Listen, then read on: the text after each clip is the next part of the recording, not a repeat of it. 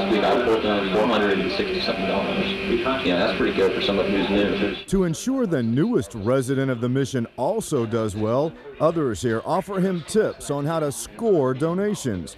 Of course, they don't realize their new roommate is actually an undercover photographer for Fox 26 Investigates. You want to stand back away from the door. Don't get right up in the door because they think you're already going to try to gang jump them or whatever. Yeah. Stand back away from the door. When they answer the door, you say, "Hi, how are you today?" You know, I'm not a salesman or anything, so don't let the dog out on me, and don't let, just play with them. Don't be, "Hi, my name is no. If you sound like you're reading it off a cue card, you'll never get any donations.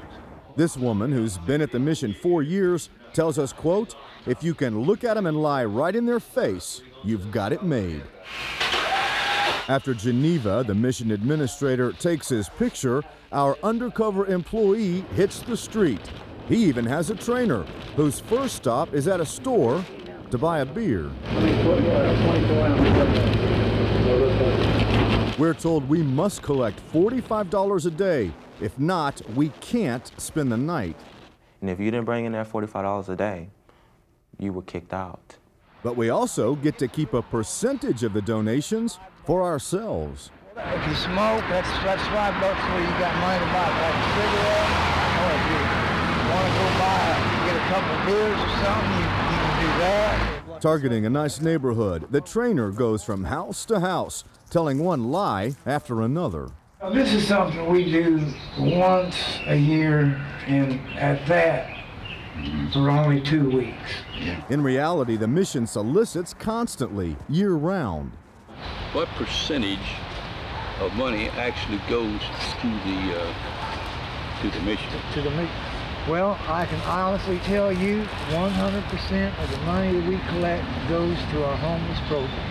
But remember, we were told we could buy beer and cigarettes with our cut of the donations. All of the donations are tax deductible. Our undercover photographer doesn't try too hard to actually get contributions, but Wiley Anderson is impressed anyway. And he had all the credentials from the state, from the city, and from the federal government. Anderson writes a check for $25. We later return and tell him about our investigation.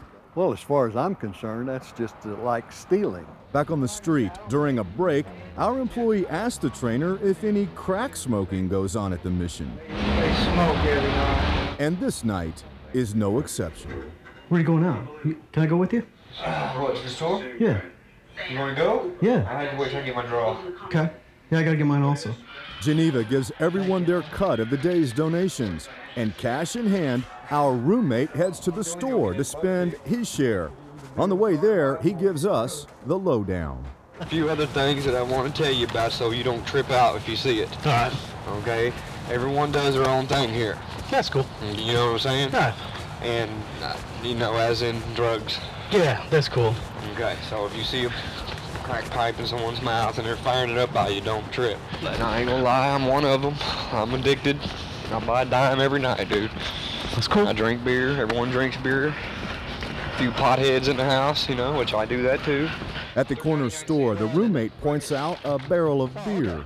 Joe keeps me stock for the United States mission only. And when we get back to the mission, it doesn't take long for the crack smoking to start.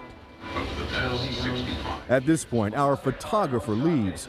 But a few days later, we catch up with Geneva. At first, she tries to tell us the good things about the program. In order to stay in our program, you have to want to work. You can't just lie around, do nothing. But we found mission residents hanging out at the corner store for hours at a time, drinking beer, smoking cigarettes, and even urinating in public. Are they allowed to drink in there? Are they allowed to do drugs in there? Geneva, what would you say if I told you we had someone in there? There is crack smoking going on in there. We have videotape of it. You want to see it?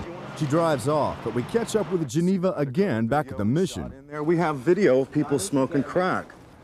Don't you think that you owe people an explanation? These people ask the public for money. Why can't you just tell us a little bit about what's been going on here?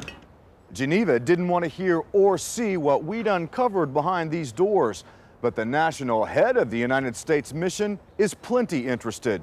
Joe Battle told us he's appalled, and he's ordered all fundraising here to stop.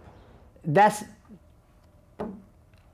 probably the worst thing I've ever done in my life. These former mission residents admit they duped generous Houstonians out of hundreds of dollars. I sincerely would like to apologize to every single person that ever handed me any money, whether it was $1 or $500. We're all very sorry that this went on. We don't want to ever have to relive anything like this again.